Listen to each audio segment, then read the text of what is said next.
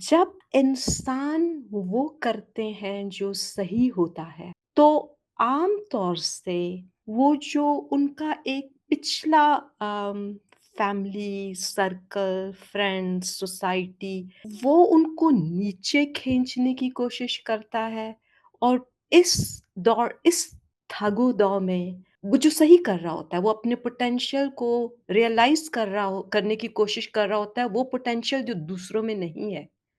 दूसरे उसको अपने लेवल पे रखने की कोशिश कर रहे होते हैं।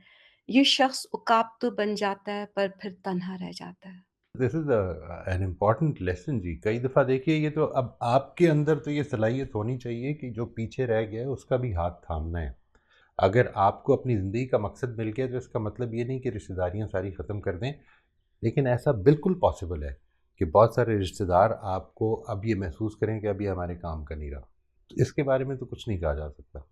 यानी वी कांट डू एनीथिंग। आपकी तरफ से भलाई हो उनके लिए, आपकी तरफ से उनके लिए हमेशा खैर खाई हो, उन तक अच्छी बात पहुंचाएं जो हो सकता है।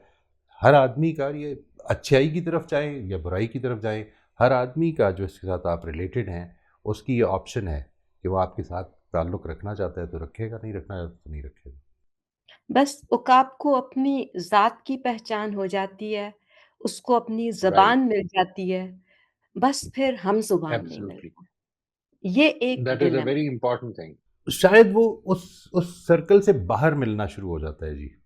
प्रोबेबली शायद बाहर मिलना शुरू हो जाता है कि जो जिस सर्कल से वो यूज़्ड टू होता है, जिस तरह से भी और भी साथियों ने बात की, शायद उस सर्कल से बाहर मिलना शुरू हो जाता है, लेकिन उसमें मुश्किल हो जाता है मिलना।